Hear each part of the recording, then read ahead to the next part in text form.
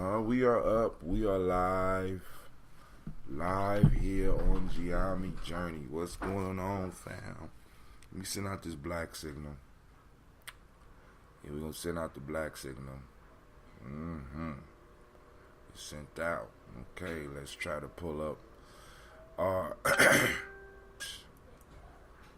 I be missing, man. This chat box is flaky, man. It's very flaky. And that text is flaky. If anybody out there got the text about the market, let me know. I want, because it says it went out, but I didn't get it. And if I didn't get it, I wonder how many other people didn't get it. We up early today because I got divine conversations and I don't want to squeeze it in. So, I had a great day yesterday. Let's see what else is up. What am I missing? I'm missing something. Hold on. We're going to shut that down. Okay, we're going to bring this up. Alright, give y'all some time to get in. Alright, family, here we go. Joe Berry, what's up? Hotep, my friend, peace. Great day. Great Imani. Hey, first I want to welcome you to Gye-Nyame Journey Media. I don't know, anime. I don't know what's going on with you, girl. Can you say that a little bit louder so the people can hear you? What's going on? Sound like something caught up in my phoenix throat. Once again, welcome to the Congregation Mighty. This is Gye-Nyame Journey Media.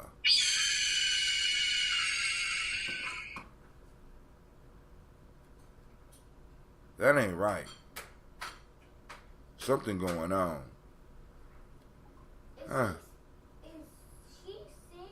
I think she's sick. Why you ain't loud, girl? Let's see. You been fed. Oh. I know what's wrong.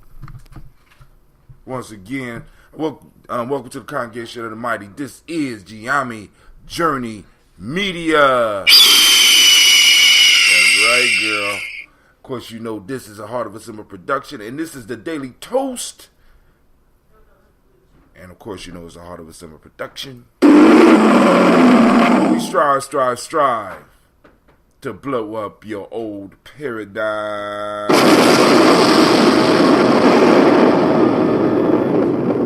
Let's get it.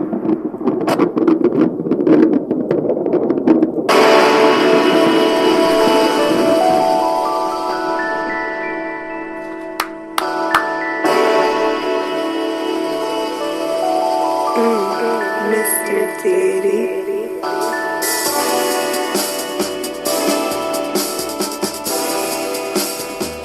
Drink your water. Come on, family. Come on.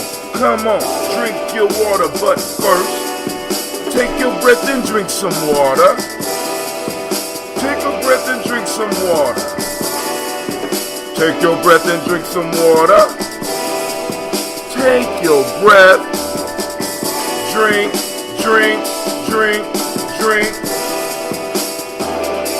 Or should we say, breathe, then drink. Alright, here we go. Now you know what to do. Grab your glass, get that water. Get your bottle of that water. Twist the cap off that water. Lift and pour your water. Drink.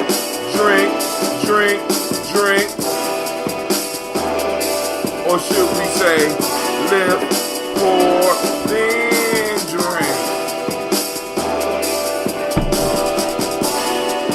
Move your body and get some water. Oh man. Move your body and get some water. Stretch your body and get some water. Move your body. Drink.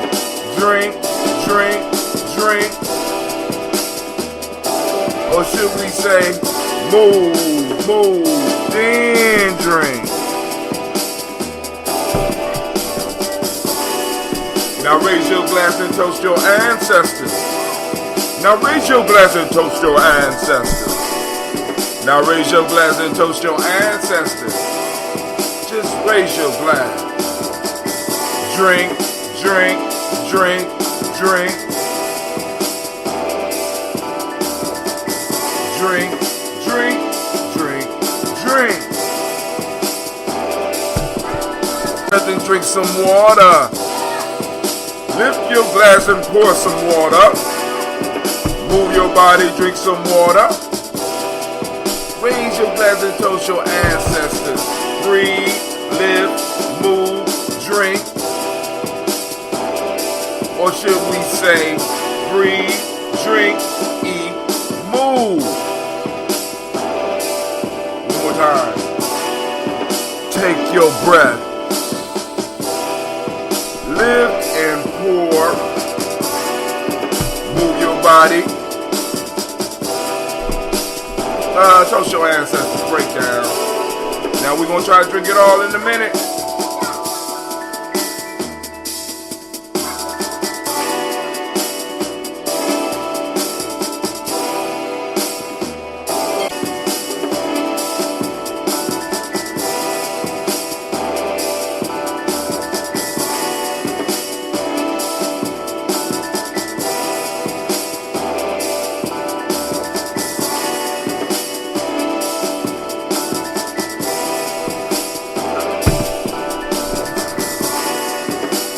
Almost done, family. Let's see if we can get it.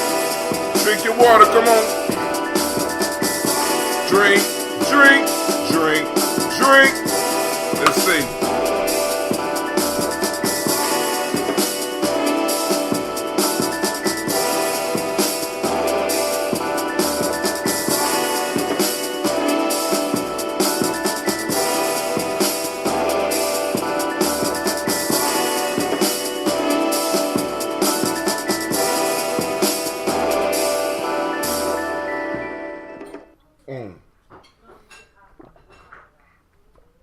Alright. Didn't make it. We almost did. Almost, but almost ain't good enough. Yesterday we did it. This morning we wasn't able to finish the water, but family, those that are new, remember, we got to stay healthy ourselves in order to toast our ancestors. So we got the 4 pillars of health. Shouts out, of course, to Joe Berry. Shouts out to Keisha. Making moves. Young Blood. Good morning to you as well. Shouts out to Brother Kwame. As usual, the Black Yoda. I seen you dancing last night, man. Oh my goodness. We had yesterday was a nice day. Started off with my niece's party. Took my daughters to my niece's skating party.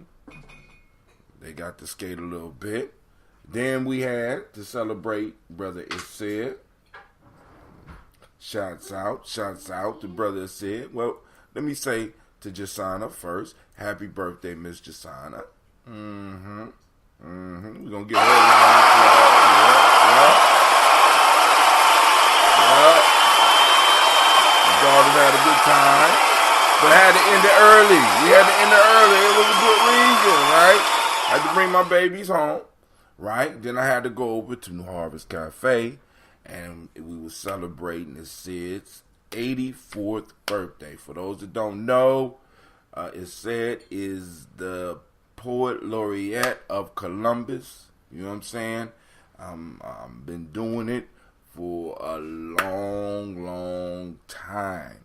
So they were celebrating him, so I at least had to pop my head in and listen to some poetry, because they did an open mic session. It was his 84th birthday. Actually, it was a lot of people, because Brother Carnell's birthday was last week. Who else? It was a whole bunch of people who was in the room whose birthday was. So they throw a party over, or open mic over at New Harvest to celebrate all of the Aquarius's birthday. Aquarius is some cool people, man. Man, and then after that, Navita had her birthday party, so I went over there, met some of the people over there, had a real good time. And man, I saw some amazing.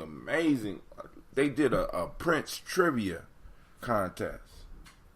Man, Elder Aziza showed out. Man, listen, she picked up her phone. She picked up her phone, looked at her phone for wasn't even a minute, right? Start answering questions like she had known about Prince forever. It was amazing. I mean, you got all these people, you know, they say, you like Prince, you love Prince, or they call you a purple hippie. So you had all these people raise their hands up saying they purple hippies. Mama Ziza whooped their ass.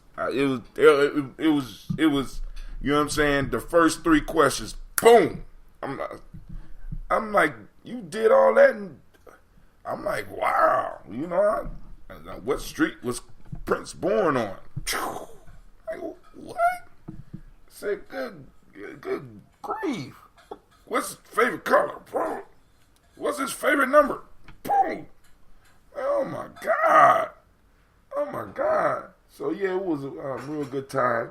DJ O Sharp was in the house, turned it out as usual. Eddie Baird was there for a minute, but he had to run across the street because him and Mark Lomax was doing a show across the street. So we was at the Lincoln Cafe, and at the Lincoln Theater, Mark Lomax was doing his I can't remember what the name of the piece is, but he got a lot of people on that. But they were sold out, man. So, you know, I got to chill with Eddie for a brief second. Eddie needs a fan page, you know what I'm saying? So people can keep up with what he's doing. You know what I'm saying? Mark Lomax code on them drums.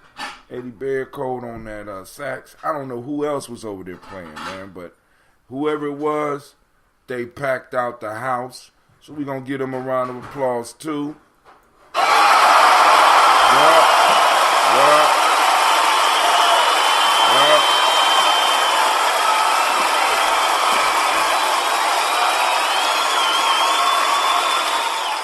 Sister Navita's party was hot. Sid's piece was hot. Oh man, it'll come to me. But yeah, we was doing all that yesterday. So of course y'all know today, well y'all don't know. Usually I'm later in the day, but I decided this morning that I need to get up and do the show so that I could get to Divine Conversations.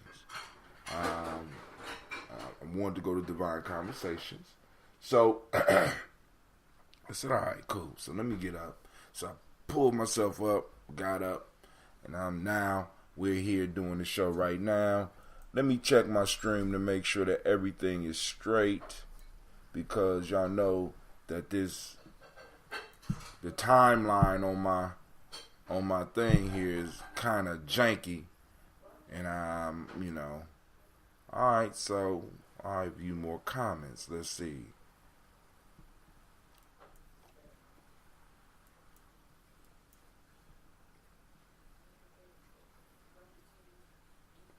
Alright, so I got 2 comments on my Facebook. Let me see what's going on here. Man, this is whack. I don't understand. This is whack. Alright.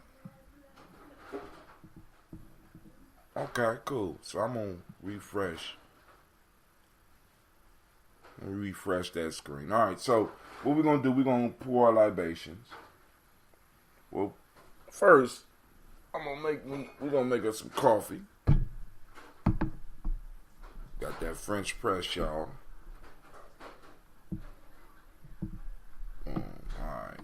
So now, what I got right here, I got that coffee. And so this time I got black seed in it. So we're going to go and sip on a little bit of that. Just in case some of y'all want to conversate this morning. Open mic, whatever you want to talk about, we can go and hit it up. So, but first, let's do what we supposed to do. Let's toast these ancestors. I got the old stuff. Wait a couple more days, and I'll go be able to go on and get some honey and fulfill some of these orders.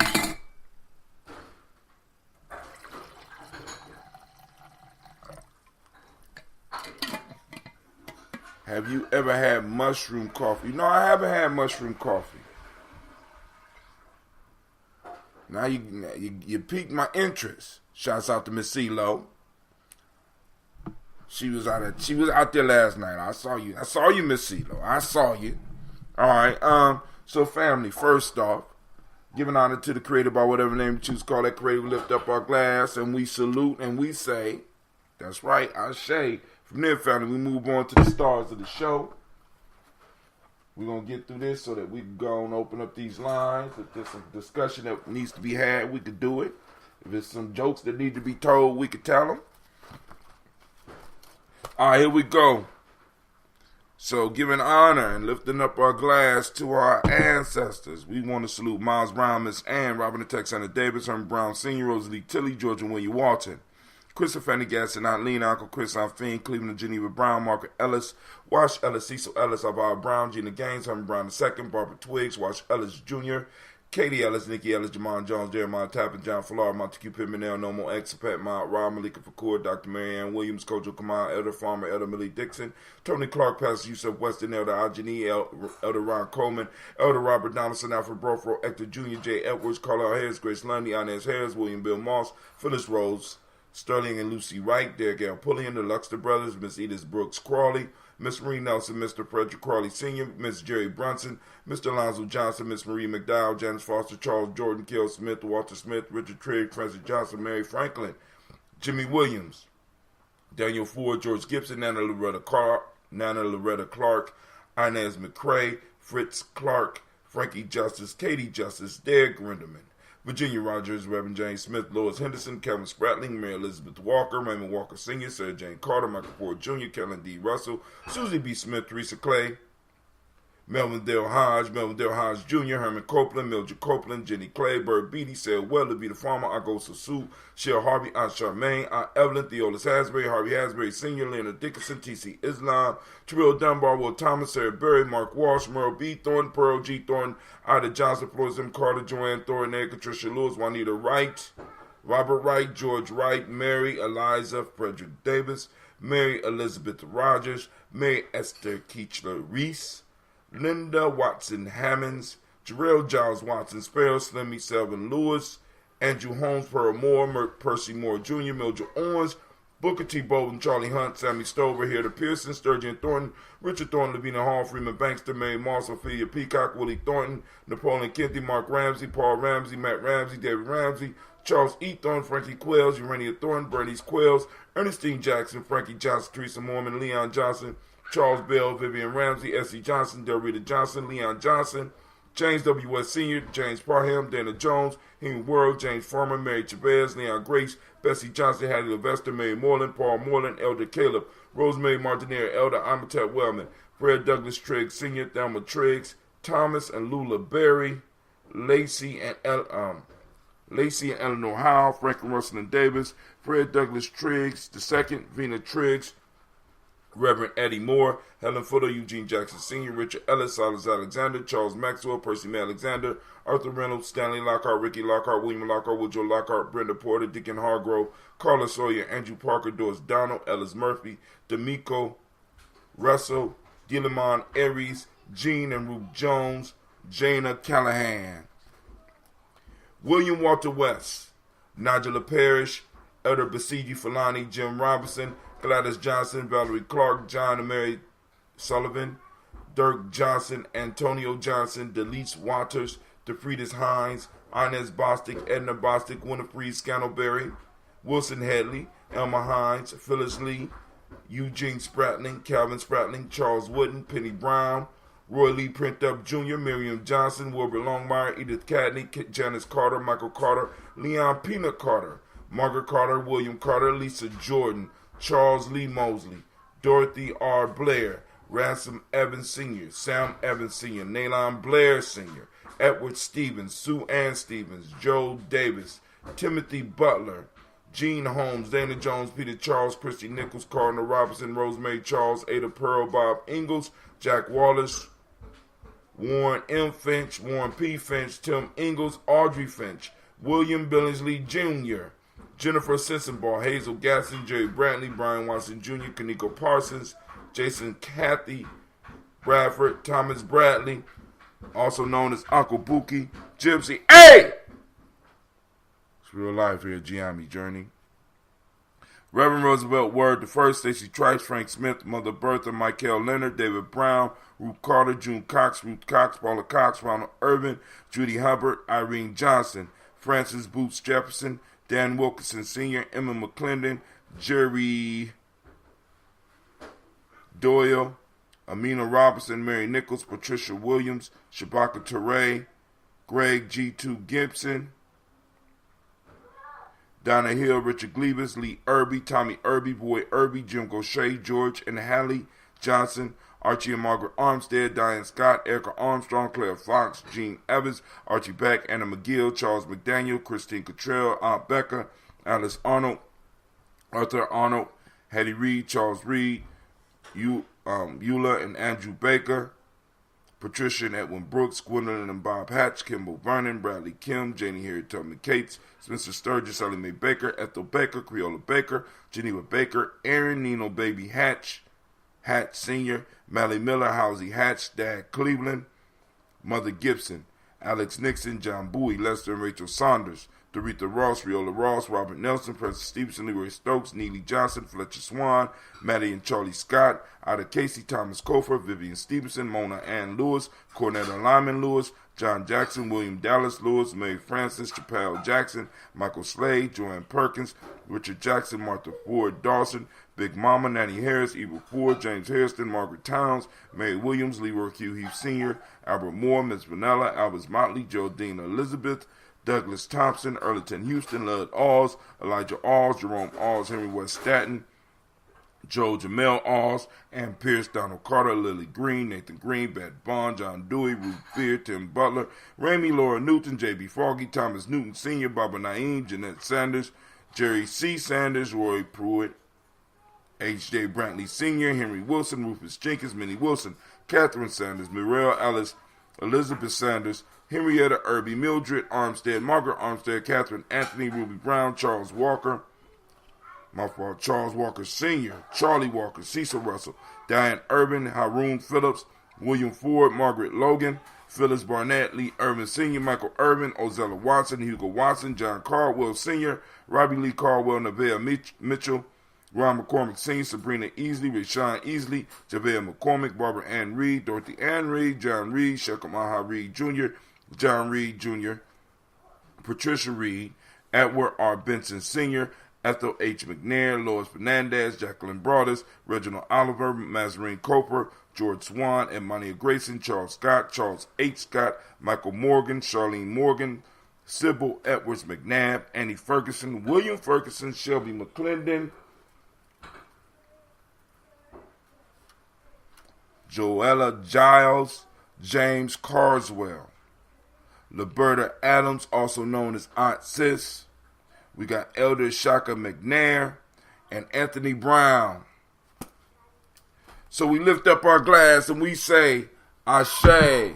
Thank you, thank you. Y'all making all that noise. I appreciate y'all following along a little bit. All right, so now, family, from there, we move on into the present moment. We lift up our glass. We salute this moment. In this moment is our power. I constantly try to remind myself of that, and I constantly try to remind my family of that.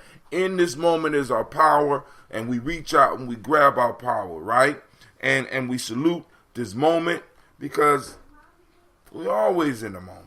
So stop wasting them, all right? Here we go. We are on Imani in this moment. We are on Imani. Imani. For those that don't speak the language, Imani is faith, Oh, my fault. I'm sorry. Damn, Ron, come on! What's the matter with you? Tomorrow. Let's do it tomorrow. There is no tomorrow. There is no tomorrow. There is no tomorrow. All right, do that out there for Miss CeeLo. She remembered that, right?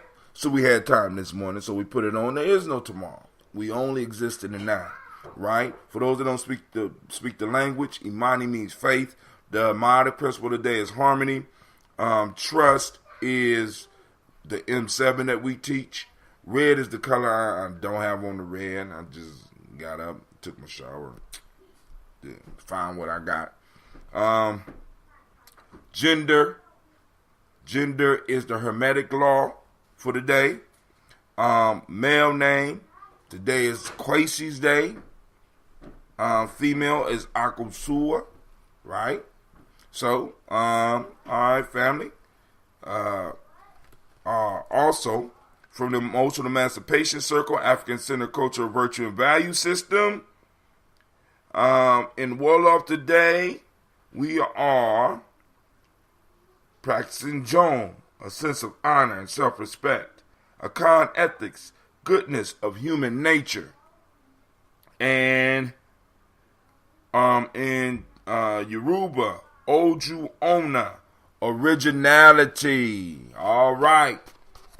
So in the moment, we toast this moment. We lift up our glass, realizing that when we lift our glass for the moment, we are making a pact with our ancestors and a pact with our future generations. So we lift up our glass and we say, Ashe. All right, Kwesi, it's your day, man. We lift up our glass and we say, Ashe. From there, we move to our children, our children's children, on into infinity. We lift up our glass, and you know what we say, right? Ashe.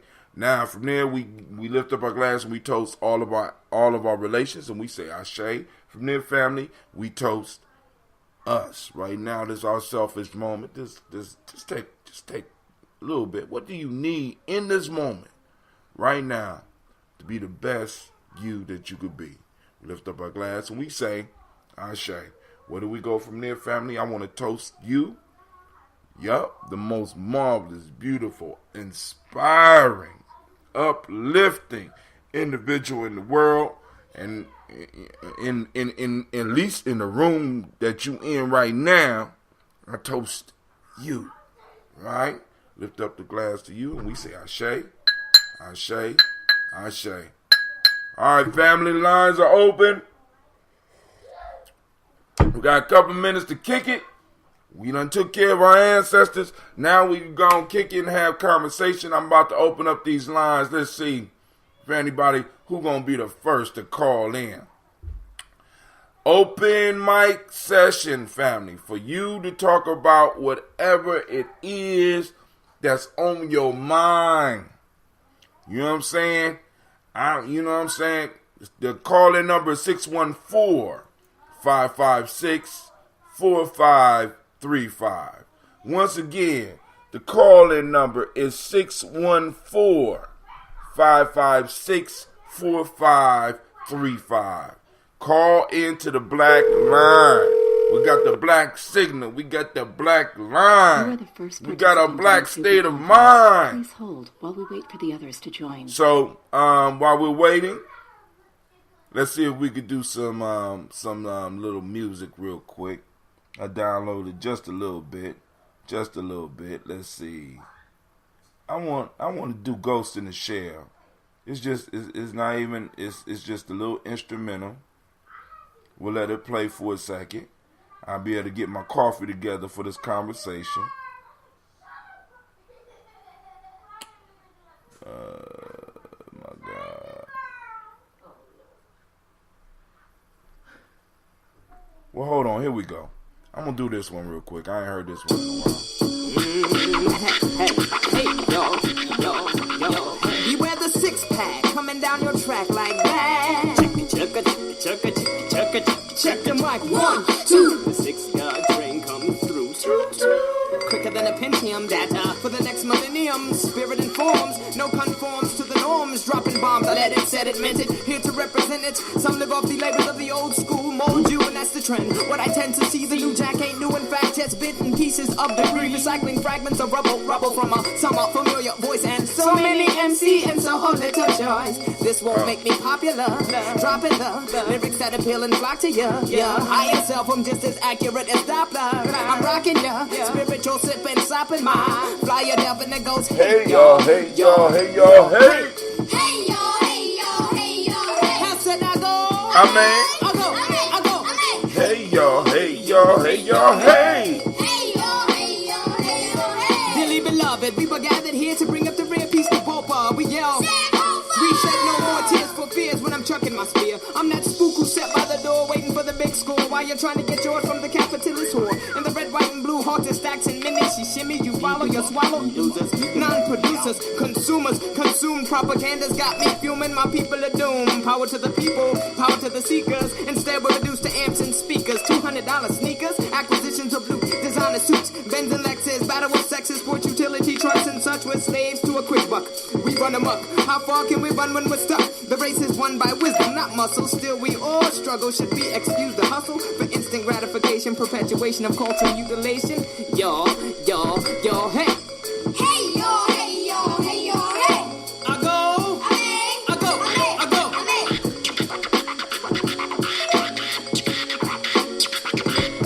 I say hey, yo, hey. Hey y'all, y'all, hey.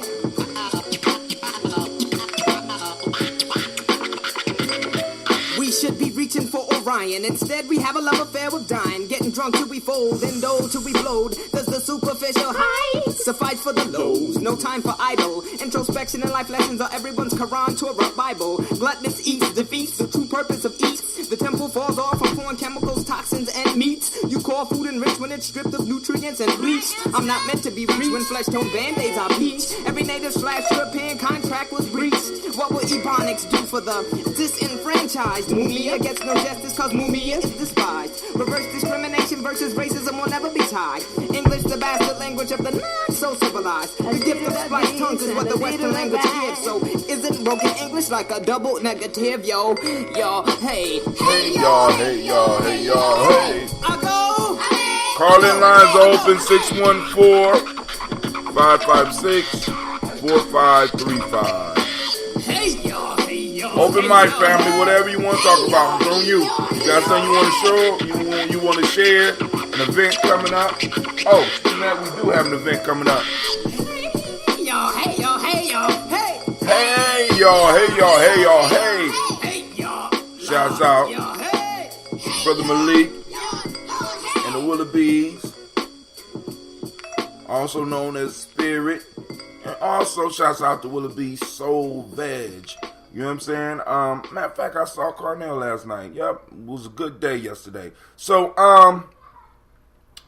like I said, lines are open. Y'all ain't scared. Somebody on the line? Who on the line? It's Quasi. What's up, superstar? Quasi came out last night as well. Stayed out for just for a second, you know. Hey, what's going on, my man? Not too. I actually just woke up. Not too. I hear my echo. Oh, it's gone. Cool. Yeah, I just woke up a minute ago, man. I was tired. Yesterday was something. Yeah, Got man. energy out of your boy. And then the whole week actually was something. So then yesterday was a humdinger.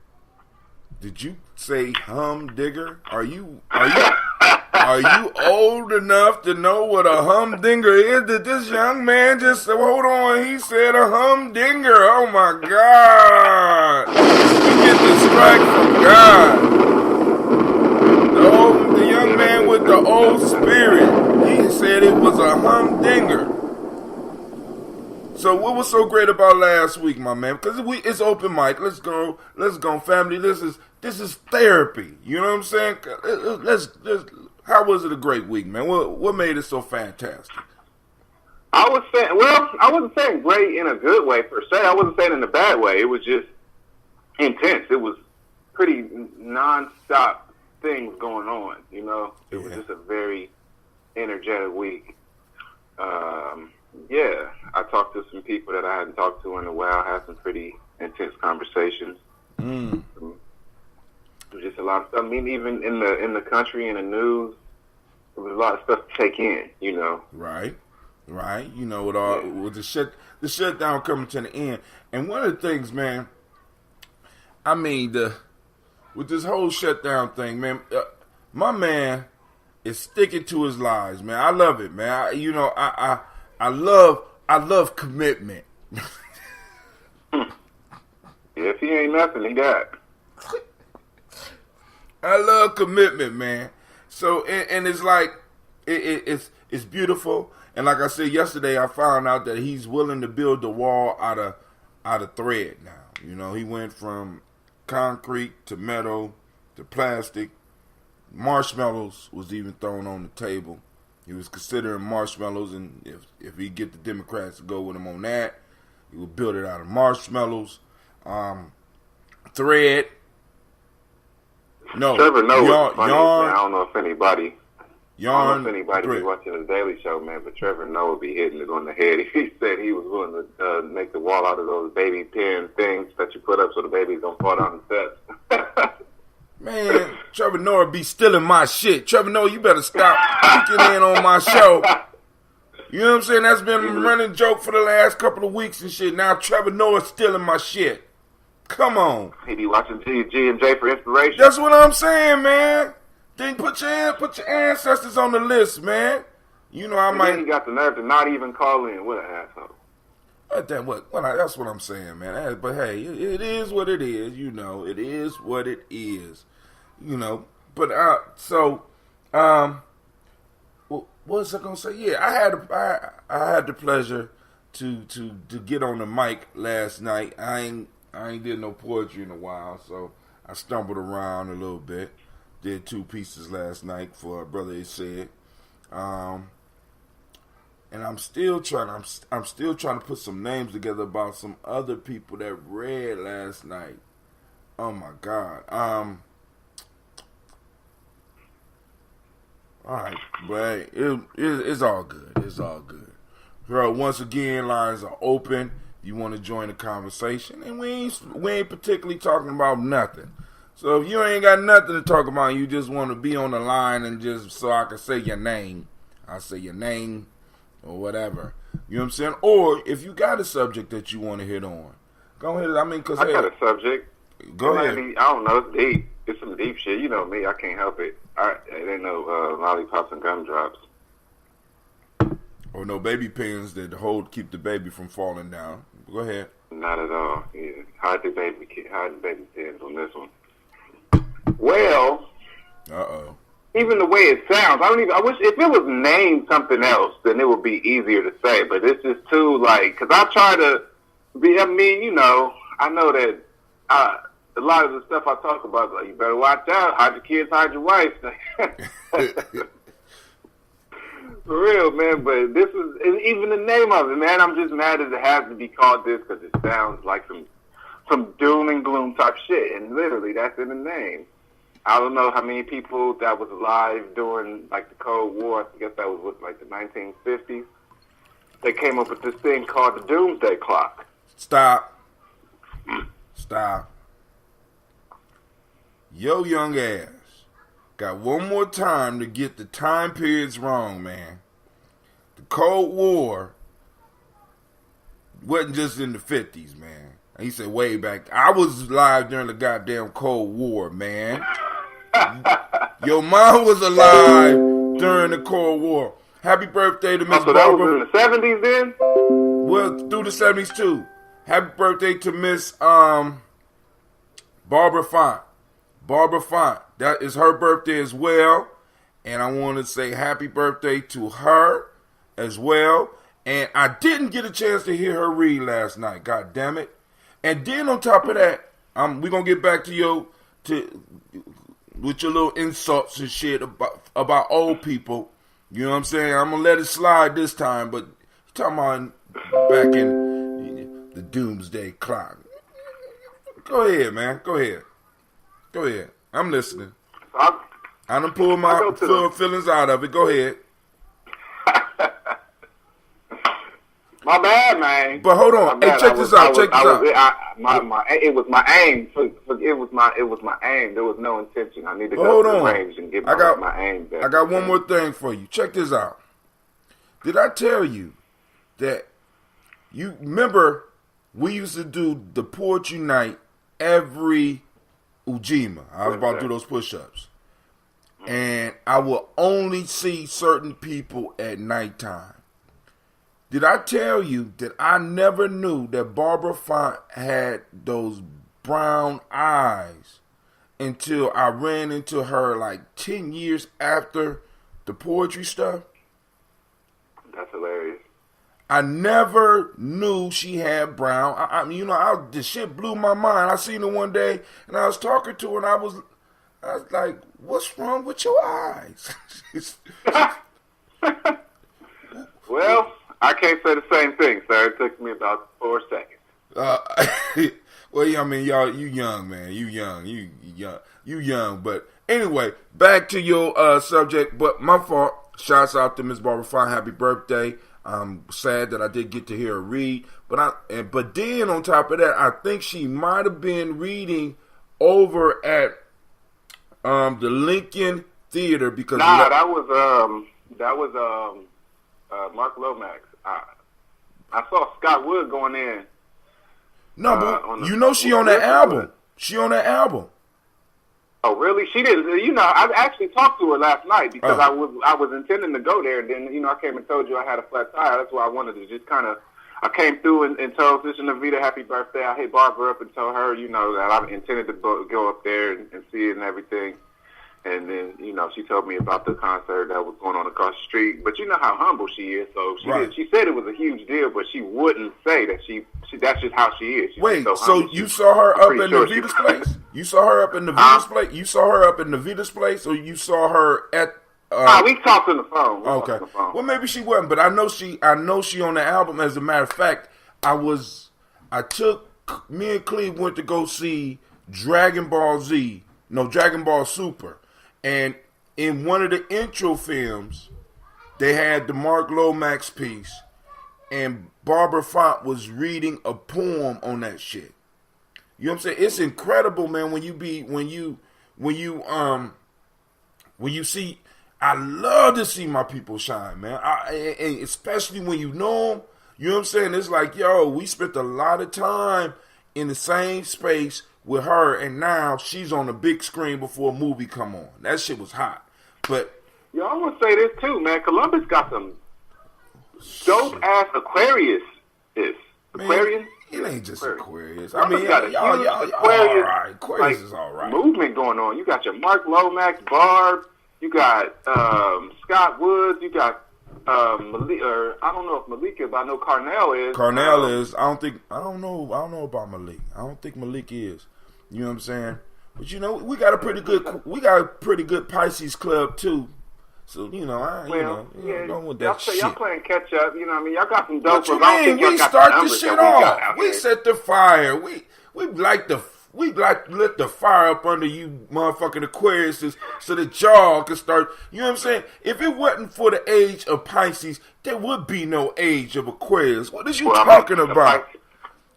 Jesus come out. Me, so I can't say too much about Jesus come out of the age of Pisces, my friend. What is you talking about? Did I mention that I was an Aquarius? Yeah. Oh, okay, my bad. Go ahead. All right, I'm going with that Aquarius shit, y'all. Shout out to my mama, Pisces. What up? Thank you. I appreciate it. As a matter, you just proved my point. There would be no nappy headed you if it wasn't for a Pisces, my friend. And a Pisces that's a twin. Yeah. You know what I'm saying? He certainly is. So, hold on, brother Kwame. Because we going back to your doomsday insult and shit. Because for all those over 45, this nigga think that the Cold War was a 1950s thing. All right, so I'm just throwing that out there. This is how these young people view us. Way back in the 1950s and shit. All right. You got to have everybody mad at me. Thank you. Miss CeeLo say she loved Trevor Noah, but if you love him, tell him he better stop stealing my shit. Cause I'll catch that little South African and beat the beat the bricks off of them. Brother Kwame is celebrating the fact that you know what a humdinger is. Miss Sakmet, Grand Rising, Brother Hatim, shouts out to you as well. And I'll be catching you on some of your lives as well, sister. Thank you for tuning in. All the while, the Cold War was going on, going. Proxy war was being fought all over the place, like Cuba. Don't be mad at him, Kwame. He ain't know no better. He don't know no better. All right? So we going to go on and let Quasi go on back and insult all the people that's over 45 real quick with his comment about the doomsday clock and shit. You know, because you know the Cold War ended in the 50s. Y'all know that, right? It ended when? I'm just playing, Quasi. It didn't end in the 50s, man. Go ahead. Oh. Well, shout out to all the old people. You know I got love. Your time coming, my friend. Go ahead. I'll be 36 in 2 weeks. I'm at the edge of youngness. You still, you at that, you gonna be saying goodbye to that and the getting up and, you know, like I had my last major fight in my late 30s and I didn't, and after that, it's like, shit, I ain't young no more. I can't do this shit. I can't do this. I said, told my daughter, I said, I can't participate in your domestic violence issues no more. You need to make some better choices. This some bullshit. I was walking around with sunglasses and shit, and I'm like, God damn. Usually, when I was younger, I used to be able to fight and jump the fuck up. The next day, I woke up the next day, I was like, ah! My sons was laughing at me and shit. Pops, you can't be out there doing that. Why you ain't calling us? No, man, it's cool. But go ahead. Doomsday clock. Go ahead. Well, yeah, man, I go to the Y every morning, man, at like 6 o'clock. I try to make it in there at 6 o'clock. I seen your pictures. You gonna make me have to work out. But go ahead. I mean, I ain't even really 3 months in for real, and I'm just kind of hitting a place where I'm just starting for real. I just got to a place where I could start. You know what I mean? I'm about to really kick it up a notch now. But so I was on the treadmill. I could actually talk about that another time. Talk about my regiment, and it might be helpful to somebody because I think I can come up with a pretty solid regiment. But so I'm sitting there. It's probably about 7 or 8 people in there. The treadmill is the first thing I do every day, so it was definitely probably before 6:30. Sometimes I get in there late, so it was probably around between 6 and 6:30. So I'm looking at the news, man. You know, it's got the 3 TVs in there. I'm sitting at the 2 on the edge is always Sports Center, and the one in the middle was the news. So I'm sitting there looking at that one. And then it said at 10 o'clock today they're going to release the update for the doomsday clock. So I'm looking around. Ain't nobody else paying attention. Ain't nobody else see it. I'm like, hey, did y'all see that? Nobody seen that shit? Nobody noticed it. So I was like, well, I guess that was a message from me. So I go home. I go to the grocery store, do a couple things. I get home like right at 10. Turn on I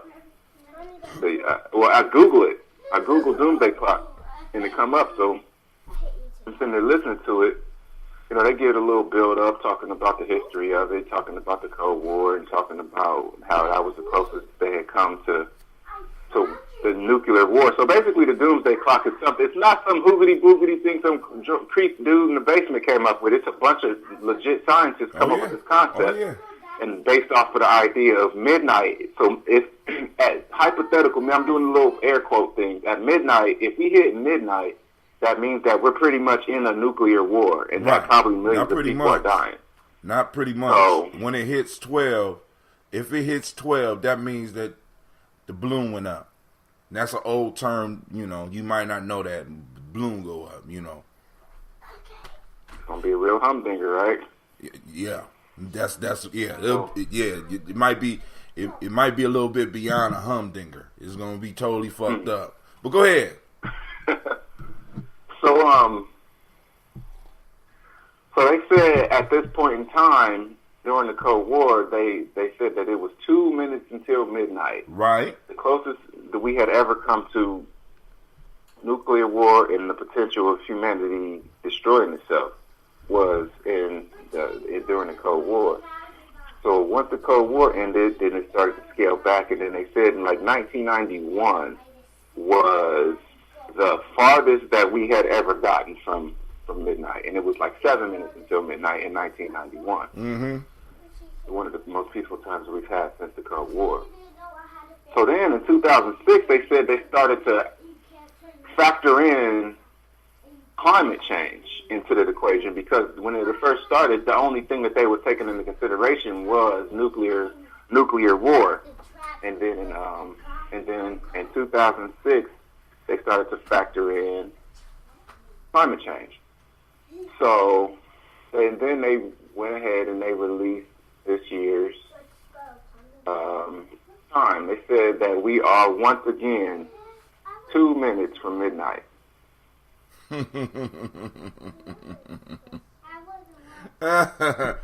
Hey, are you concerned? Well, honestly, when I heard them say that, I kind of called bullshit. I feel like they must have got bought off, because thinking about the Cold War, we're in the exact well, I mean, I don't know the ins and outs of the Cold War, but I know it was a lot of communist stuff. I know that there was some tension between Cuba and Russia. No. The Russians had... Stop, youngin'. Stop it, youngin'. There was no beef between Russia and Cuba. No, yeah. Russia and the United States. But Right. Cuba was There the you go. linchpin. There you go. Go ahead. All right. And Cuba was on Russia's side, and the United States didn't like it that Russia was in their backyard, or their front yard, pretty much. So there was a lot of tension between the United States and Russia, and I think even Russia had like some warships or some type of warplanes, and had the capability of hitting the United States pretty readily. Right. So the thing of it is now is that there's even more nuclear superpowers. You got North Korea now, and Iran. That ain't no even though they tell superpower. us that they're not, I'm pretty sure Iran has at least some level of nuclear capability. And but then on top of all that, you got Venezuela being like the linchpin for all of that. Why is Venezuela the linchpin for all that?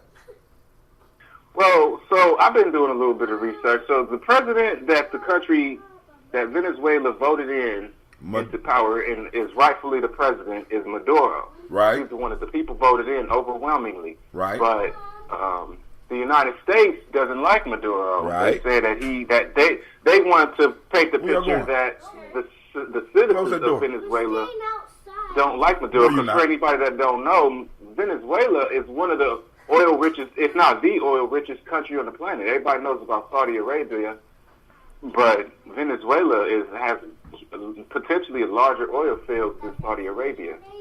So, but with that being said, in the past 2 or 3 years, their economy has like imploded.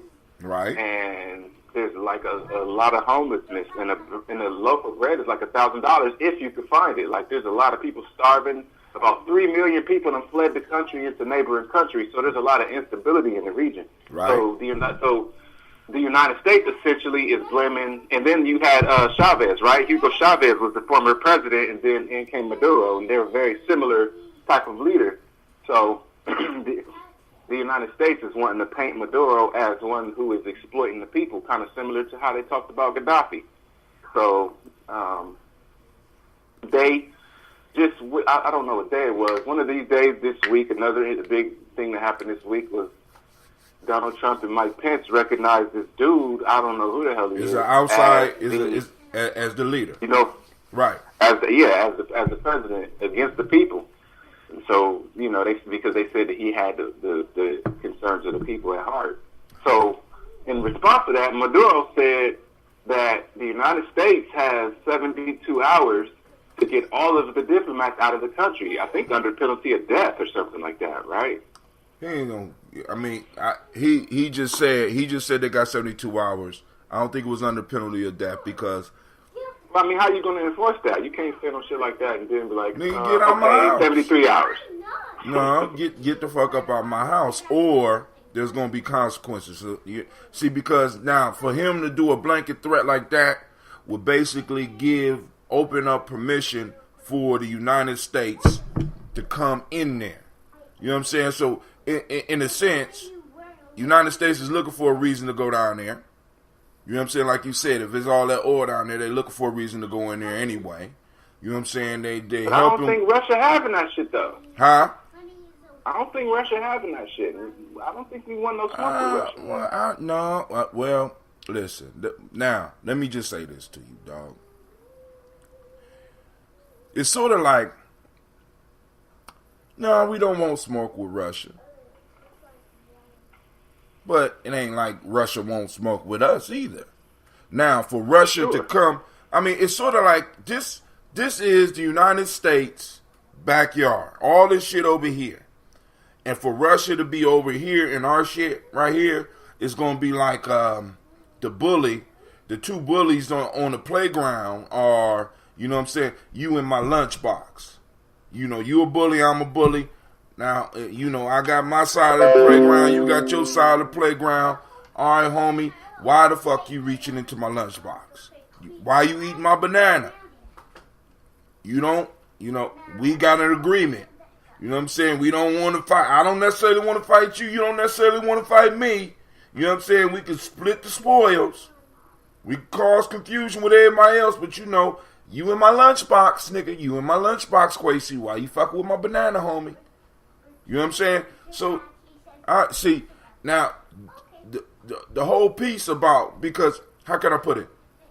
That, and, see, when you brought up the doomsday clock, for me, the biggest issue, for me, hold on, who is calling me? Hold on, I just had to see. I'm just messing around right now, seeing if it'll work. But anyway, with the whole doomsday clock, you know how I mean? Being old, do you know how many times I sat through watching the world just was supposed to be ending and shit? I mean, it don't even faze me no goddamn more. I grew up during the time when the doomsday clock was at 12:58. You understand what I'm saying? It was 12:58 my whole adolescence and shit, you know. And we would have classes where we would discuss, you know, the military might of Russia compared to us, or at that point in time, it was the USSR. You know, you might be too young to have heard about that, right?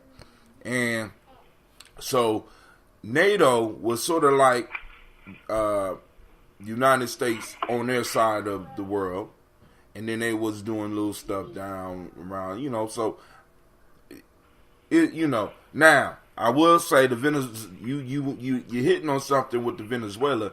But now, is Russia in Venezuela right now? Yes. So you saying that and with Maduro going out and America putting in their dude, or trying to put in their dude, you're saying that's going to cause beef between the United States and Russia? Well, I mean, I wouldn't say it's going to. I'd say that there is beef between the United States and Russia. At least, I mean, there's ongoing beef between the United States and Russia. I always wonder how much of it is political theater, too. You know, I got to put that out there. And then always remember, it is political theater. I mean, because the aim of both of these countries and now is basically them trying to stay on top. You know what I'm saying? That's it. But go ahead. Well, I mean, So this is my thoughts though.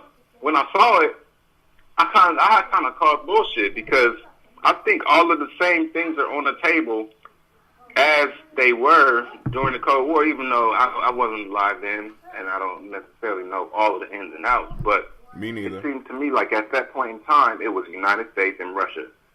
It was USSR. There was some tension. There's a difference between United States and USSR. USSR, yeah, it's a little bit different. Right. Yeah. So those were the two powers on the table, but now you got more powers on the table with the potential to get involved, and you also have, since in 2006, they factored in climate change. So to me, for them to say 2 minutes again seemed a little bit. I thought they would have said like 45 seconds or something. That's what I was expecting to say, 45 seconds. But they said 2 minutes, and I was like, I wonder if that's just somebody's buying it off, because I think you could damn near say 2 minutes with just like climate change, or at least, you know, because they just released reports. They've been releasing so many reports in so many different directions. They're talking about how by 2030 now that they anticipate that there's going to be an irreversible, like we're going to have made irreversible damage on the planet by 2030. And when previously they were saying 2050, and before that they were saying 2100. Like, so they're continuously scaling that back, and now it's only 10 years out, a little over 10 years out, that they're saying that we're going to have reached somewhat like a point of no return of having done damage to the planet with our consumption habits. You know, so then when you factor in the potential of war that I think is, you know, it's not equal, potentially maybe even more significant than it was during the Cold War. And not to mention, you know how they say, like, I can't think of it's some kind of quote, but whenever something happens the second time, if you've done something, it's always easier next time to go a little bit farther, right? Like if me and you was about to fight, and then the first time we was just kind of bumping shoulders and throwing insults, the next time throwing insults and bumping shoulders ain't gonna work. Somebody's gonna swing, enough. You know? Right. Or it ain't gonna be enough. So now, right. Now there's a term that Brother Kwame threw on here that you need to check out. It's called a proxy war. Proxy war. All right? Yeah, that's kind of like hand-to-hand with the Cold War, right? Well, yeah, well, it still goes on where opposing forces that are in a sense too big to fight have little motherfuckers fight for them. Right? And causing trouble. You know what I'm saying? Special forces, you send special forces in, and there's wars going on. Like, for example, motherfuckers don't even, I mean, this is how crazy things is. You know, a lot of Americans don't even know that we still in war. We still basically at war in Afghanistan and Iraq. You know what I'm saying? I mean, we're just totally oblivious of this. All this money is just going out, and we're just totally oblivious of this. Then you're talking about this shit going on in our backyard, which is basically another proxy war, which, you know, I mean, it had to happen somewhere, and it's going to happen somewhere where it's resource rich. You know what I'm saying? Now, like I said, we don't even know there's some shit going on the continent right now that people ain't even paying attention to, because you looking at Venezuela, shit, look at what's going on the continent right now. America's starting to stack up over there. Russia's starting to stack up over there. China's over there buying up shit. You know, getting what continent? On Africa, in Africa, right now. Oh. Shit, you know what I'm saying? Venezuela, you know, boom, but shit, they right now eyes are on Africa right now. You know what I'm saying? If you look around the same area where the slave trade was popping off, you seeing China investing up in there, Russia's trying to move up in there, United States is up in there. You know what I'm saying? We got all these bases over there. You know what I'm saying? So it's some shit. You know what I'm saying? And when you got militaries, right, you got to do something every now and then to keep to justify paying these motherfuckers. You know, I'm just saying. You know, I mean, you know, it's crazy. So I mean, and being able to have. And that's why I said open mic. You know what I'm saying? Because like I said, I'm glad you're looking into that. But keep on going, because it's not doom and gloom for those of us old enough to recognize the same shit. It's the same shit, different decade. Same shit, different century. Same shit. You know what I'm saying? I think honestly, obviously, I would say that the powers that be. I mean, when you want power, you want power. The last thing a person or a group of people that are getting all the money and all the resources and all the wealth, all the power, last thing they want to do is blow up their power center. You know, obviously. But you got to. They don't want that. Nah. Well, with that being said, I also think that, I guess two things kind of come to mind. First is that accidents can happen. Just like, remember that shit that happened last year in Hawaii? They accidentally had people thinking that a nuclear bomb was launch or something like that happened. Remember that? Right. You know what I mean? And then on the other hand, so accidents can happen, like, and miscalculations can happen. But the other thing is, I also think that the powers that be don't want all of these people on the planet. They want to reduce the population dramatically. Why? So, because it's unsustainable. the amount. I don't think a lot of people be wanting to hear this shit, but especially Americans. I think if they could get rid of one group of people that would have the best impact on increasing the sustainability of resources, it would be getting rid of Americans, because Americans use 10 times, 100 times more resources than everybody else on the planet. Most people, maybe Europeans come in a distant second, but even over there, I don't think that they're as wasteful as we are. And then, outside of that, maybe Japanese people, I know that they use a lot of resources, probably Australia. But then, like Africa, South America, most of Asia, the people, they still basically living primitively. So they don't even necessarily, if anything, the land that they're on might be of more value. But Americans are a problem to the sustainability of humanity. Americans are the biggest problem to the sustainability of this planet, of humans' ability to live on this planet. Now, let me now just to clear things up. So you saying that people that have a system that's based on slavery and keeping people poor wants to eliminate the base of the system that they have created? I'm not saying what they want to do. I'm saying looking at it from the perspective of just thinking of it logically, just stepping outside of how I feel and thinking of it logically. I know every time I go to the grocery store and buy all of the stuff I buy, I create all of this plastic waste. I create all of this waste. I know that I'm aware of it. I'm relatively conscious of the amount of waste that I produce. Mm-hmm. And I intentionally recycle, especially glass. I really do my best to never throw glass away. I've been recycling plastic, even though I'm not trying to add odds with it, because I know the recycling process for plastic is just as harmful to the environment as manufacturing new plastic. But at least you don't have to use new raw material, or can reduce the amount of raw materials that you happen to use. So, and then paper and all of that, that's cutting down trees. So I am very much wasteful, and I am aware of it. Most people don't even think about it. I got a question for you, Quasi. Because I want us to really think about this shit, because it could be valid in what you're saying. But let me give it to the idea from an old dude's perspective, right? I remember when they told us that there would be no more oil in, as a matter of fact, it was Jimmy Carter. So I'm thinking, maybe that was around 1976. He had the presidential talk with the nation. He came on TV. Somebody out there could find it. He came on TV. He had his little ugly sweater on because they had turned down the heat in the White House. And they was talking about, how we had basically reached peak oil, and oil production would probably be used up by the year 2000.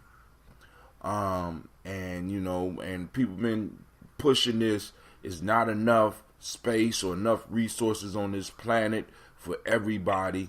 And then I got people telling me that motherfuckers whose whole lifestyle is built up on the fact that there are motherfuckers wishing to be at their lifestyle and consuming shit, because the same people that create the shit that we saying is causing the problems on the planet is making money from creating the shit that's causing shit on the planet. And their whole business model is based on the fact that there are enough people to consume the useless shit that they make. I am supposed to believe that these same motherfuckers want to eliminate a certain population of the planet because we overcrowded and there's too many people, when in fact you could take all of humanity, and you can look this up, you could take all of humanity and put us all in Texas. Put us all in what? Texas? In Texas. It will be a crowded existence. We wouldn't be able to move. Yeah, I mean, it'd be a crowded existence. But listen, it's sort of hard for us to fathom how big the space that we live on is. They don't even know. A lot of us, we still are trying to figure out where the fuck oil come from. You know what I'm saying? Because I am told, my story is that oil and coal come from dinosaurs. I remember we had that conversation back in the day. That was pretty influential. I don't think about it consciously a lot, but it's always like it affected my way of thinking. Like, what did we come up with, or you came up with? I think actually you said something like oil was like the planet's blood or something like that. Right. I mean that could be. I don't know. I'm just throwing it out there because somebody guessed. Because I have to ask the question: was the planet smaller back then? Because all of a sudden now we got motherfuckers digging 2 miles down to get motherfucking oil and get diamonds and get coal and shit. And I'm supposed to believe that the Earth covered up the dinosaurs and created oil. So I don't know. I got questions about this shit. So you telling me that this is oil, poop, and blood and shit that I'm putting in my car? Come on, man. I don't. So what about coal turning into diamonds? What do you think about that? Do you think that's a? I don't know. I mean, see, now that's why when we coming together with our young people, we got to inspire them. I'm old. You still young enough to do some of this shit. Where's the research for this shit? Where is our individual think tank so that we can start addressing some of these world issues and have legitimate conversations, because we have the individuals that have done the research, just like with African history. It's only a few of us that have actually even been over to Africa. And then we got people still using old information talking about Egypt when there's not a lot of us going over there to actually do any of the field work or any of the field work in any other place in West Africa. This is why we have to start developing so that we can start developing institutions so that we can start sending people out to really start, or inspiring people to start doing the research that we need. Where does oil come from? You know what I'm saying? Why they talk about peak oil 1 minute and then the next minute is not there. Then we got these fucking proxy wars, and we know that for me, it's just a matter of white supremacy putting on a show, letting people know, hey, there's a bigger struggle, bigger than the shit that y'all doing to keep the masses busy. Because I gotta keep you busy, because if you're not busy, if you're not thinking about the shit that I'm doing, you're gonna start thinking about your life. And as you start thinking about your life, you're gonna start seeing how fucked up shit is, and you're gonna come try to take my shit. You're gonna get the pitchforks out, y'all gonna get the fire, y'all gonna start coming after me. So I got to keep you busy. So I give you entertainment, like you said, what you called it, the bread and circuses, right? Mm-hmm. I got to keep that shit going. So I got my best warriors. They run up against your best warriors. I got it going on the football field. I got it going on the soccer field. I even got it going on with the military, where I take your children, and every now and then I have to have a few sacrifices so motherfuckers believe that the military is something that I need to maintain. Because in order for me to be a peaceful country, I have to always be prepared for war. And we got to have the biggest military there is. You know what I'm saying? So you don't mind me spending your money on these little experimental projects and doing all this shit, and I'm telling you where everything come from when we can't address the issue, because I got to use the data that you gave me in order to verify everything that's going on. This is why I tell black folks right now, it's easy for anybody out there to prove me wrong about where we stand as a black people as far as our our income and how much we make by us just in the small circle that we got in Columbus. Because this was before you came around. We had young people do a survey of that Lincoln district. I still got the data. You know what I'm saying? Where we could look at people's income. We could do that shit within Columbus and really find out where we are as a people in Columbus as far as economically. How much expendable income do black people really have in Columbus? How much they spend here? We could go on and start doing our own studies so that we could find out some of this shit. Not only about us, but about the world. And we can inspire young people. We don't have to send them to these expensive ass universities.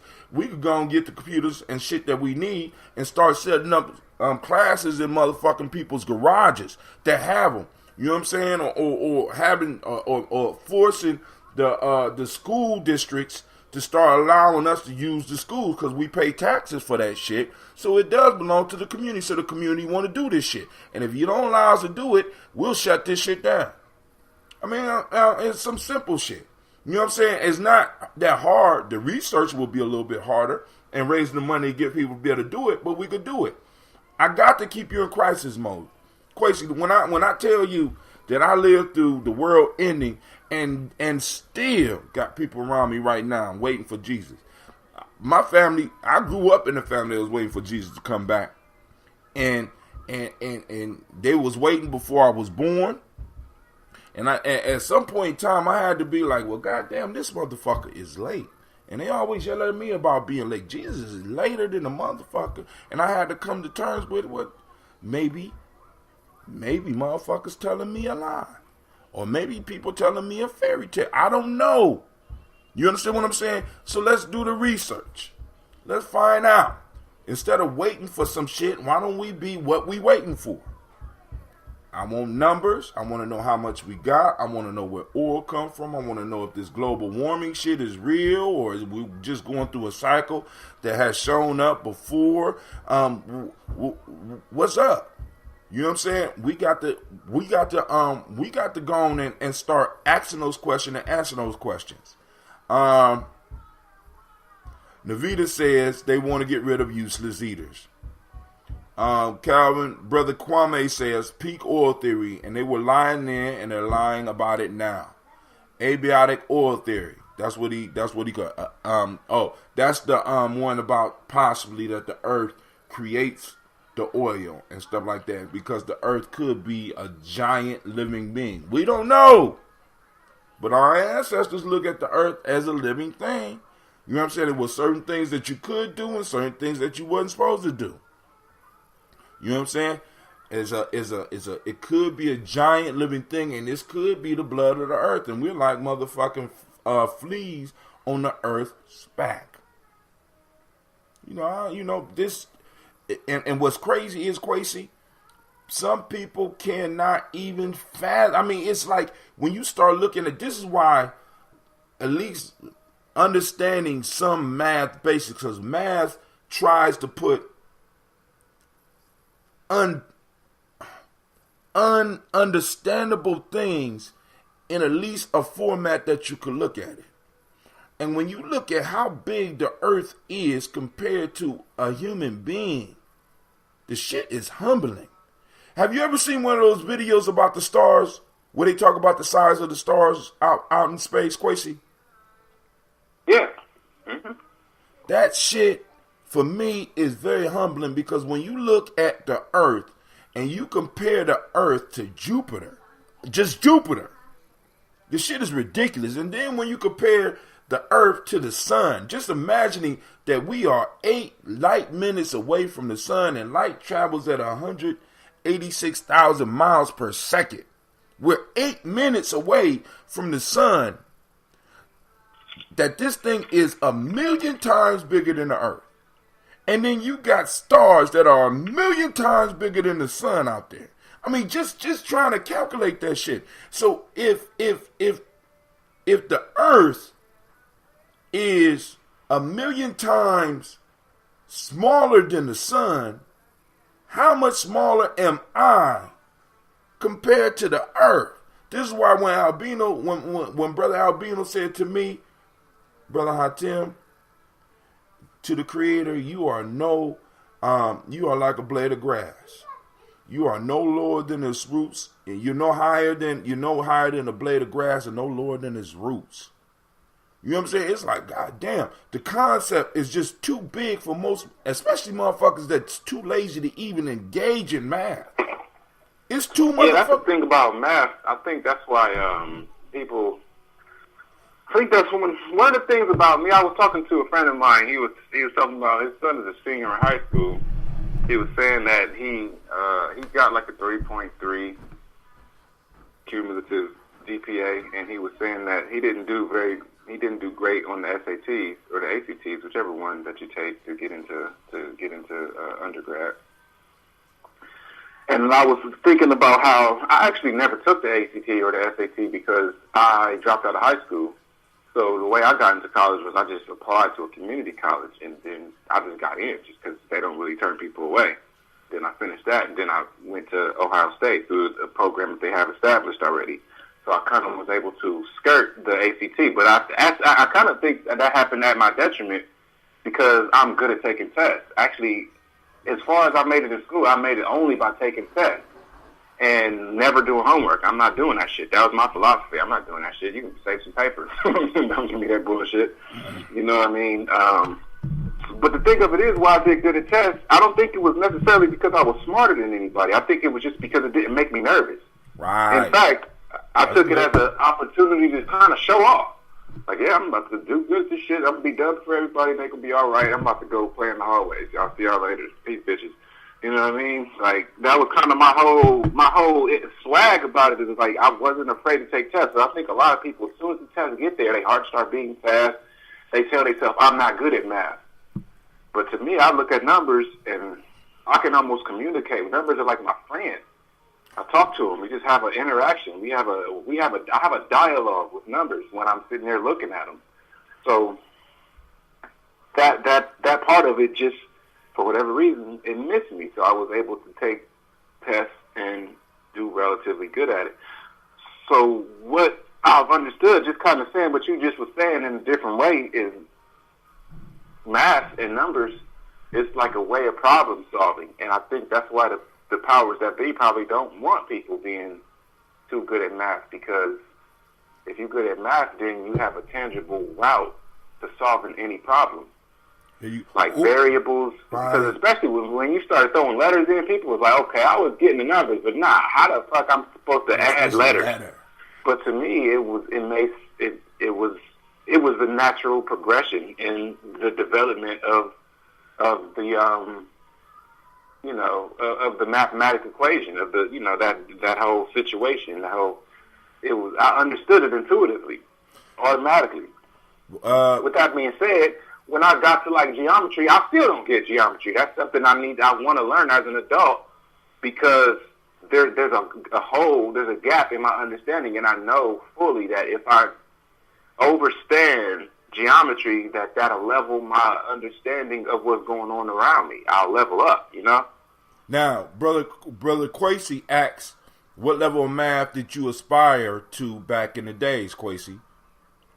And he also... it wasn't even an aspiration. It was just fun. I think you meant Brother Kwame said that. Yeah, well, no, he asking you. Brother Kwame asked you back in the day, Kwesi. Okay. He talking to you. Actually, I need to get with you, Brother Kwame, because you definitely are. You the mathematician, and I need to level up. And I think that you could be the one to help me really conceptually understand a lot of these things. The biggest thing that I want to understand that I struggle with was circles. I never understood radius. I understand it somewhat, but at a certain point, I kind of get lost. I can kind of conceptually get what is going on, but I can't. I don't have the complete cycle of it. I get lost somewhere in the circle. And but you know what might help with that? The story of how they figured out that shit. For me, it's the stories that I remember and shit. I was more into stories and shit. And the thing that the math of a story, the math of the myth, for me, it basically says at the end of it, all right, you might have got this story, but there's a whole lot more that you don't understand. And it's like, don't be scared to explore. So that's how I was able to do those tests and all that shit, because I wasn't scared to explore. I've never really been too scared to try some shit. You know what I'm saying? I might mess up, but shit, failure was... In martial arts, they taught me failure was the key. One of the reasons that I didn't go farther in football was because motherfuckers just wanted me to play the position, but they didn't want to explain the story of the position. I mean, because I would ask shit like, well, we got a quarterback, we got a halfback, we got a fullback. I don't want to be a quarter. I don't want to be a half. I want to be a full. I want to be the full means the whole goddamn thing. Nobody wanted to explain to me the difference between a quarterback, the halfback, fullback, cornerback. Why is it called a cornerback? I want to know the story behind this shit. So for me, I couldn't go no farther because I didn't understand the story, didn't understand the importance, and it was an isolated piece that they just wanted to give me. Nigga, you need to be good at this shit right here. I want to see the whole goddamn game. Give me the whole motherfucking story, and I will get in here. I don't mind hitting motherfuckers. You know what I'm saying? But you can't explain it. But somebody else joined us on the line. It's probably Brother Gye-Nyame, because you start talking about math and salivating about math and shit. I'm on my way to the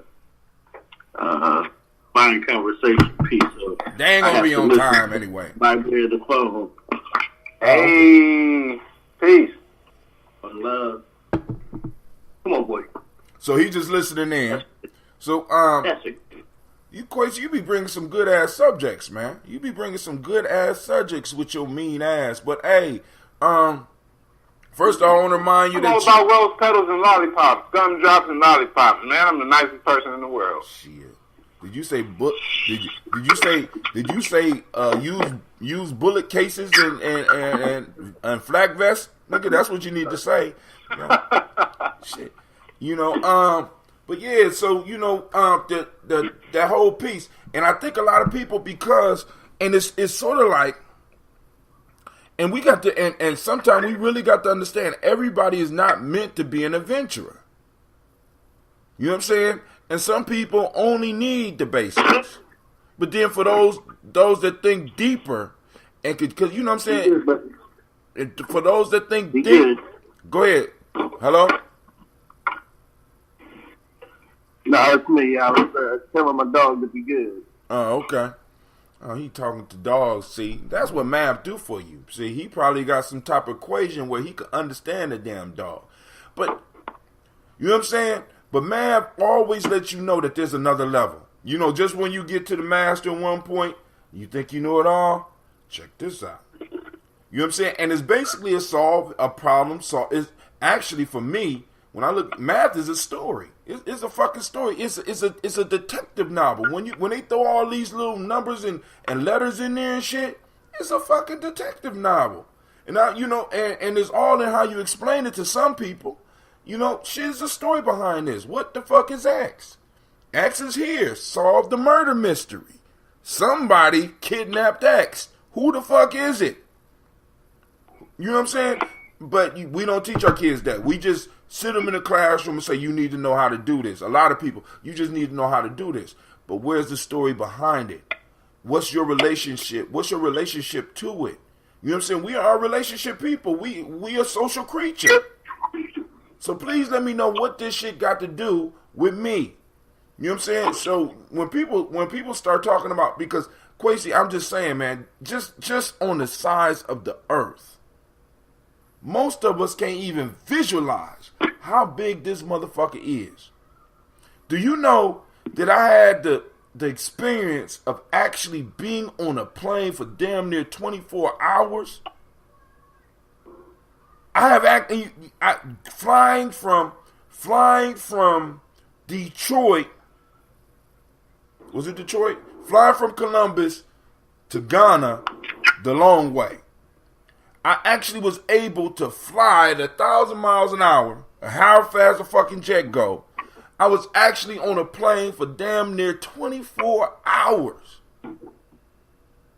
So, you know, I'm like, damn, I'm humbled by the fact that this motherfucker is that big that I was able to fly from Detroit, from Columbus to Detroit, from Detroit to Italy, from Italy to Ethiopia, from Ethiopia to Senegal, from Senegal to... And I'm sitting up here like, God damn, this motherfucker is big.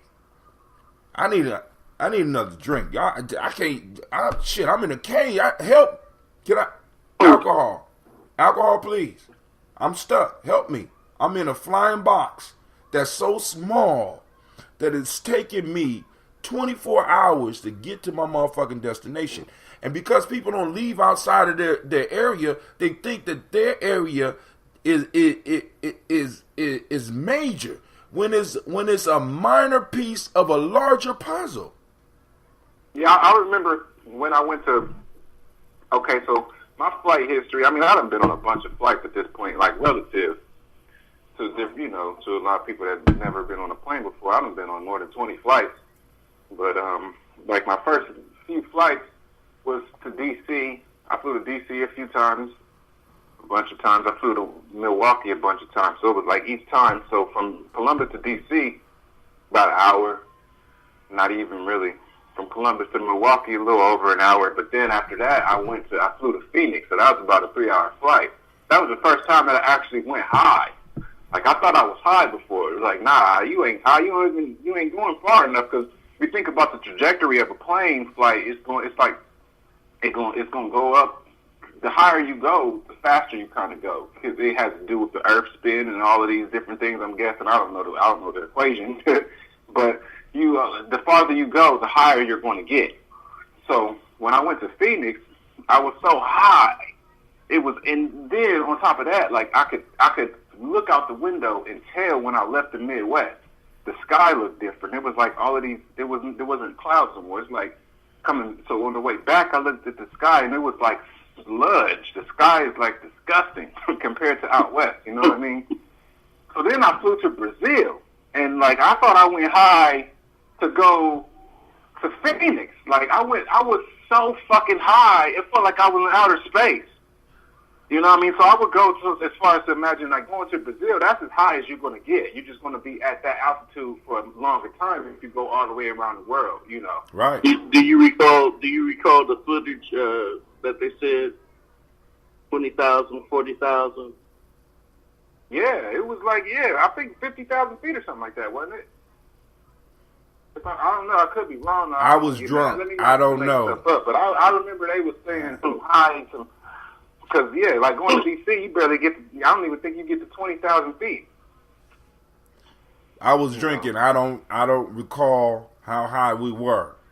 You know what I'm saying? Then to even bring that home again, my bad, Tim. No, go ahead. Keep on going. I'm just joking. Shit. Not really, though. One time I went skydiving. I jumped out of the plane, and we only got up to, I jumped out of the plane at 13,000 feet. And that shit, like, I mean, jumping out of the plane, that's the high spot. I couldn't imagine jumping out of a plane at 50,000 feet. You probably die. I don't think you can. Well, no, you got to have special equipment. You could do it. That's something that we could do. We have to raise the money for that shit. But you got to have special that shit would equipment. Be amazing. You would be going so fast by the time. Oh my God. Yeah, you better let that parachute go at the right time, or it don't matter. at a certain, but you know, actually, like for example, one of the things I learned when I was in a classroom.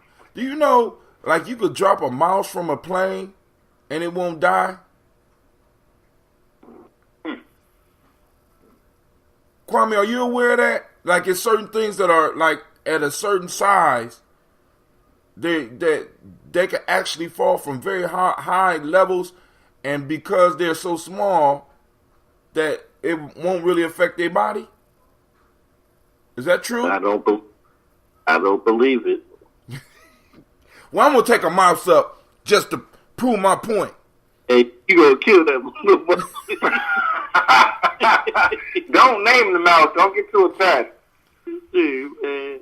Look, gravity acts on each accordingly to its mass. And if you understand when you drop something, how it begins to accelerate, just as Equation was talking about, man, by the time that thing hits the ground, look, bro, if you drop a penny from the top of the Empire State Building, it will penetrate quite soundly concrete. So much for my mouse theory. All right. Because a penny is smaller than a mouse. Ain't no need to kill a mouse. I mean, we got to do the experiments. But Kwame, this is the problem. This is the issue. We have to do the experiments. You know what I'm saying? Because that sounds like fun. You know what I'm saying? I'm going to start with a cow. Damn, man. See, y'all starting to sound like them crazy ass white crazy ass serial murderers. No, I mean, not just, but Kwame, that's how they began, Tim. What? Just experiment? I wonder what would happen if we Slit the throat. Does it really stop a motherfucker from living? Our people are about reciprocity. See, we need to prove that shit. I mean, just saying. What I'm saying is that's what. Look. You can prove something by, like I said, in as much as a mouse is life. In another sense, if you take an inanimate object of the same mass as the mouse you plan on killing and drop that, you'll see what the result is on that matter.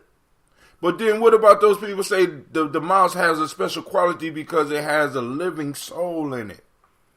I mean, I'm just saying, I don't have to kill a goddamn mouse, but you do know that part of all the experiments in the world ain't gonna prove to you that mouse's soul is doing anything.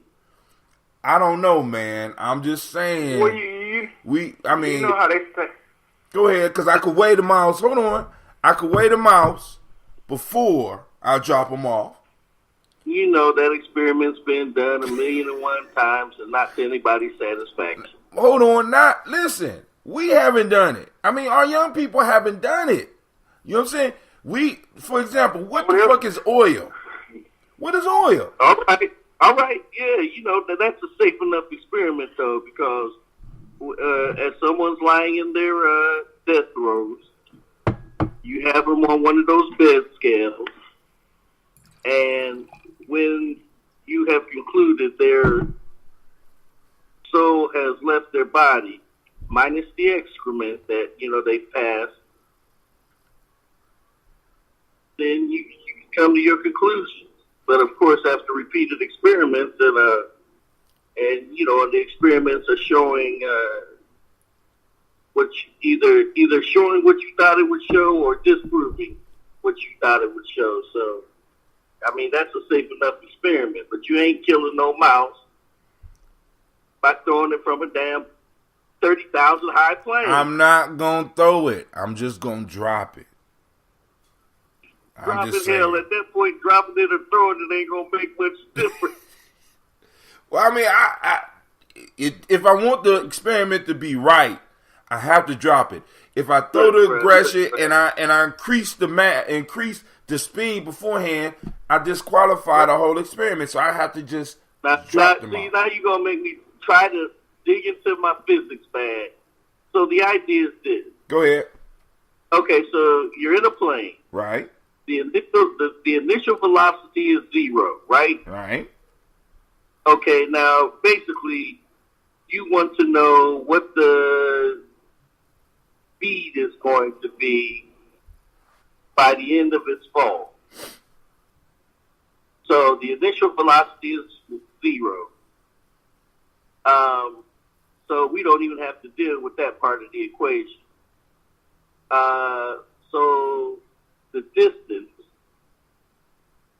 will, so if you ran it somewhere about 30,000 feet or so, you have an acceleration of, something like, I forget what it is, somewhere around 30, what is it in feet? 30-something per second.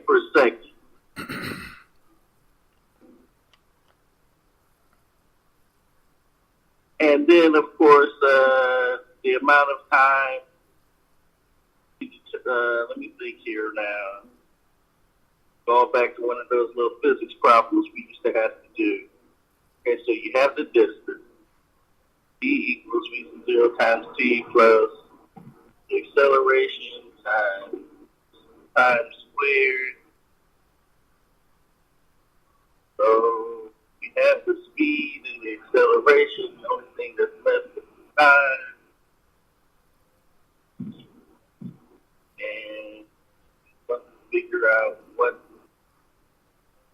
speed will be by the end of that drop. Oh. Y'all go ahead and talk. He trying to figure it out. So now, all right, forget the mouse. Back. if I dropped a chicken from 30,000 feet, would it fry from the amount of speed? Would it get hot and be edible after it hit the ground? I mean, just shit like that. No? No. It wouldn't heat up to it where it would be hot? But that's a cultural norm, though. The cultural norm is that we don't eat things that we've not killed ourselves. Well, we done broke that cultural norm and shit. I mean, shit, we break that all the time now. I'm just saying, would it be hot? Would it be done? Before it hit the ground, would the chicken be cooked? Because wouldn't it be a rise in temperature as you going that fast?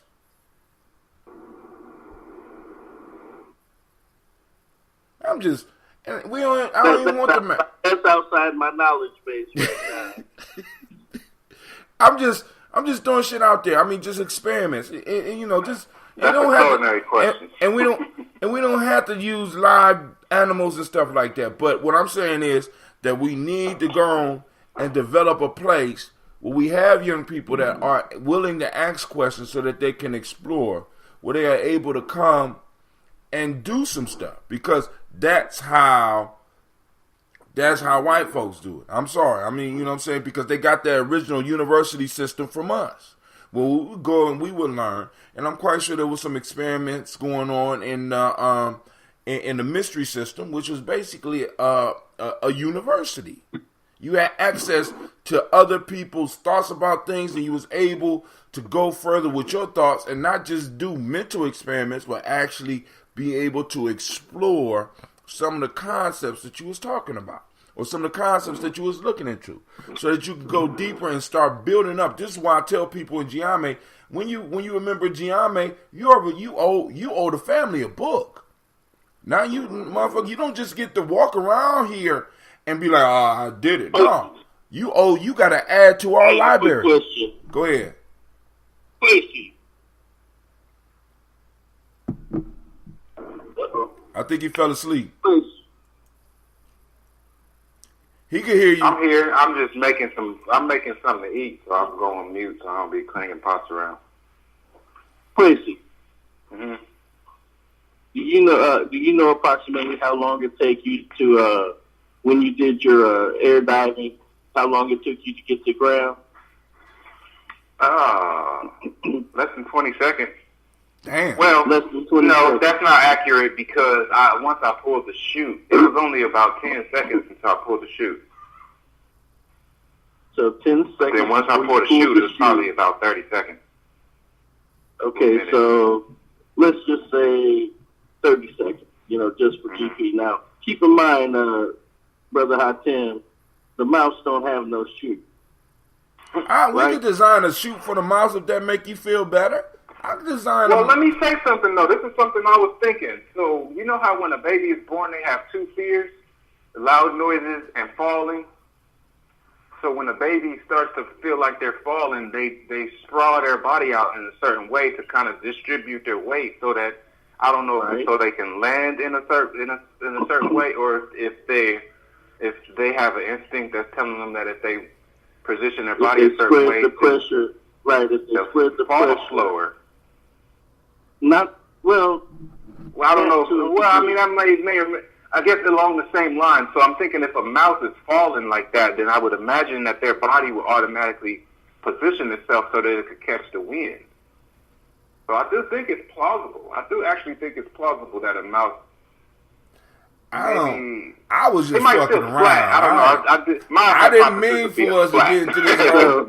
I didn't really mean for us to get into this mouse discussion and shit. I just was fucking around. Actually, we get a mouse, but we on it. We get a mouse to shoot. Imagine that the mouse has fallen 20 seconds, right? Mm-hmm. Who knows what 20 squared is? That's 400. 20 squared is 400, right? 400, no, 400. Right. Now multiply 400, and I'm just going to round off acceleration to 30. So what's 400 times 30? 120,000? Wait, you said 400 times 30? Yeah. That's 1,200. No, 12,000. No, yeah, no, approximately 12,000. So 12,000. Okay. So basically, at that point, the I'm embarrassed because I should have got this shit. acceleration times squared. That's going to be about this. So you got about 30,000 minus 30,000 minus approximately 12,000. So That's 18,000. If I'm not screwing stuff up, you're talking that mouse, by the time it hits the ground, will have been traveling somewhere around 18,000 feet per second. But doesn't, at a certain point, isn't there a maximum speed that that an object can gain from a free fall? It doesn't exponentially. The speed of free fall doesn't exponentially grow. There's a maximum speed that one can reach in a free fall, right? Right. Okay. How you determine that? See, And that will It's physics. I mean, I didn't determine it. I heard it. So no, I'm just saying. But now this is the point. This type of discussion we got to get with the kids. So just by me making a joke about dropping a mouse from the plane and Kwame jumping up to protect the goddamn mouse, and I have no understanding of why he wanted to defend the fuck me dropping a goddamn mouse, but in him doing that, we got into a discussion that is interesting enough to hold at least four people that I can see on our discussion right now as we talk about saving the goddamn mouse. Now we done did the math. We done had to do math and all this. This is called experimentation. This is called university type work where we get the kids. So now, what happens when you drop a rock that weighs a certain amount? And Kwame, can you walk a motherfucker through the putting in the stuff and getting an understanding of what this letter mean and what this letter mean and how this letter came about to be and how this letter came about to be? Now, I'm equipped to deal with this type of question. All right, now I don't need to drop a mouse because Brother Kwame has helped me walk through a mental experiment where I'm able to see that this mouse is going to be going far too fast for his ass to survive. And then Quasi threw in another piece. Well, is there maximum acceleration? Now I got a question. Is there maximum acceleration because there's only so much height that you can have above the earth before this gravity have effect on you? Or is there a maximum that you could reach? Like, for example, if I was falling towards Jupiter, which means because Jupiter has more mass, that means that the gravity will be able to pull me from a higher point. Because there's a certain point outside of Earth where I'm just going to be floating, right? Wait, then on the other side of the sidewalk.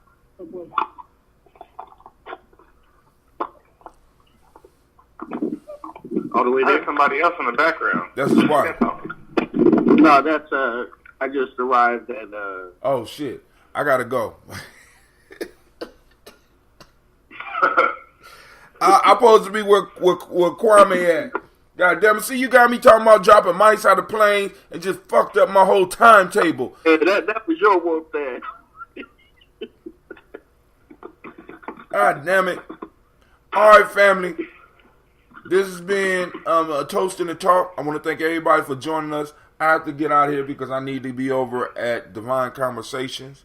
We will be meeting over at APDS on... What's up, Nubian? What's happening, Elder? You. So, we're going to be meeting over. I'm about to get up out of here. But it's been a pleasure. I want to thank Quasi. I want to thank Kwame for coming in. You know what I'm saying? They in there kicking it, you see. So I got to go on. All right. I got to go on. I'm out. All right. Tighten up on my physics so next time I come, we can have some talk. Yeah, we can turn you into either ice. All right, one love, man. Peace. So, all right, family. I want to thank you for tuning in.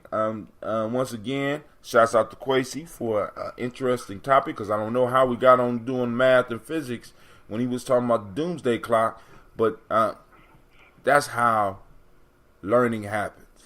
You know what I'm saying? You learn something when you start asking questions. And family, as Gye-Nyame Journey, and those of you that's part of us, never stop asking questions. And when you run into a motherfucker that tell you that you don't need to ask questions, you need to ask the question, why? Goddamn, why don't, you know what I'm saying? When we stop learning, we stop growing. When we stop growing, we die. Let's just say that. I'm always learning every day.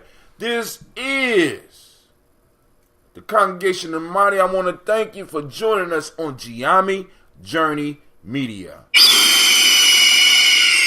Make sure you like and share. Of course, you know this has been a daily toast.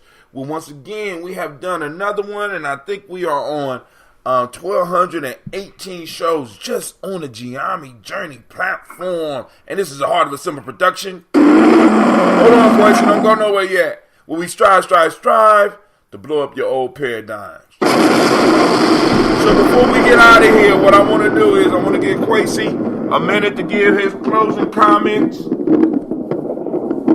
Since he opened up the conversation, go ahead, Kwesi. Yeah, I don't know. I think that regardless of what's going on, we got to talking about all the stuff going on in the world.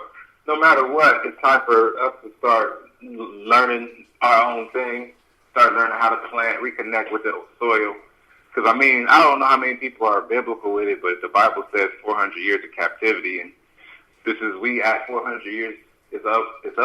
And this happens to be the age of Aquarius. It's just starting.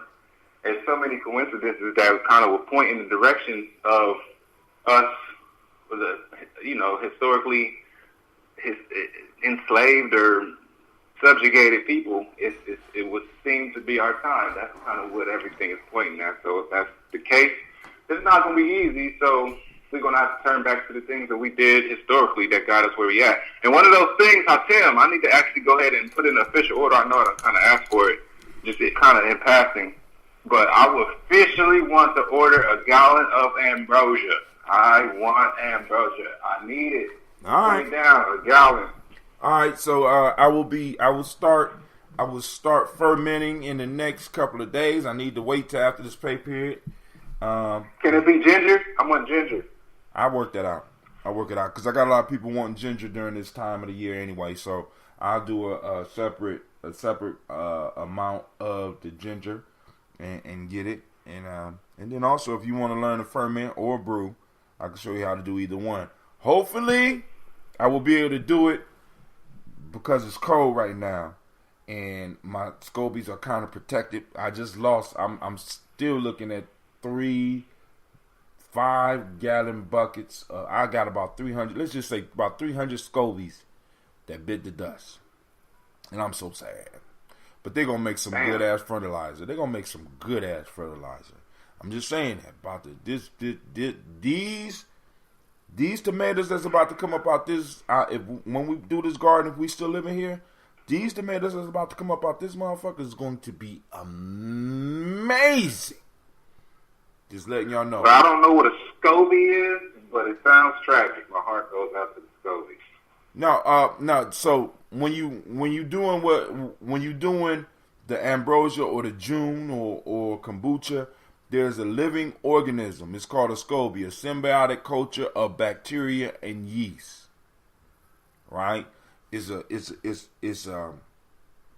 like a skin. It has a skin consistency, and what it does is that when you put the source of the sugar in there, whether it's honey or whatever, it closes off by sealing over the top the